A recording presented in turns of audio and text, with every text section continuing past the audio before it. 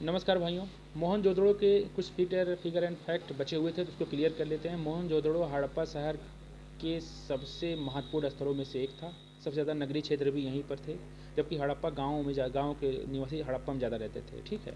मोहनजोदड़ो सिंधु नदी के किनारे था, हड़प्पा जबकि आपका जो है वो कहाँ पर था, ये रावी नदी के तट पर था। ठीक है। और 6 लगातार विशाल अन्नागार भी हड़प्पा से पाए गए, जबकि मोहनजोदड़ो से विशाल स्नानागार पाए गए। सबसे बड़ा जो है वो विशाल स्नानागार स्थल है हड़प्पा सभ्यता का। विचित्र है कि आपको बता दें, वहाँ पर राखीगढ़ी उत्तर प्रदेश का सबसे बड़ा भारतीय उपमहाद्वीप पर रहने वाला जो है हड़प्पा स्थल है। मोहनजोदड़ो का अर्थ है मृतकों का टीला, और मोहनजोदड़ो की सबसे प्रसिद्ध सिंधु स्थल कहा जाता था। मोहनजोदड़ो में एक दाढ़ी वाले पुजारी राजा की आकृति भी मिली हुई है। ठीक है। तो यहाँ पर एक चीज़ क्लियर आप हो गया होगा कि पुजारी राजा की मोहनजोदड़ो से प्राप्त हुआ था। मोहनजोदड़ो से ही एक नर्तकी की मूर्ति भी प्राप्त हुई है कि जो कि मोम लेपन विधि से प्राप्त हुई थी। ठीक है।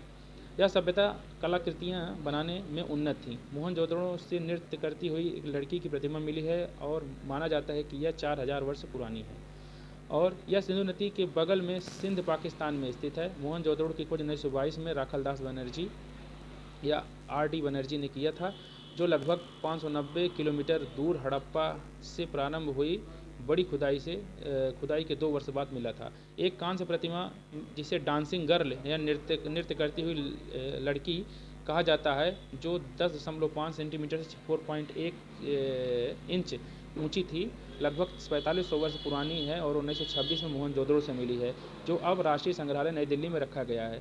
मोहनजोदड़ो से सेलखटी की एक दाढ़ी वाले व्यक्ति की प्रतिमा मिली है, टेराकोटा आकृति, जो बड़े आकार की मातृ देवी की प्रतिमा का प्रतिनिधित्व करती थी और सबसे अच्छी तरह का संरक्षित और मोहनजोदड़ो से ही आई थी। तो मोहनजोदड़ो से मातृ देवी की प्रतिमा, उसके बाद यदि नृत्य करती हुई लड़की की प्रतिमा, या डांसिंग गर्ल की प्रतिमा हो, या फिर आपका पुजारी राजा का चित्र अलंकृत वाला जो साल ओढ़ा हुआ है, सारी चीज़ें मोहनजोदड़ो से ही प्राप्त हुई हैं। तो कैसा लगा फैक्ट एंड फिगर आप बताइएगा। जो भी समस्याएं होंगी हम मिलकर के सॉर्ट आउट करेंगे। जय हिंद, जय भारत, नमस्कार।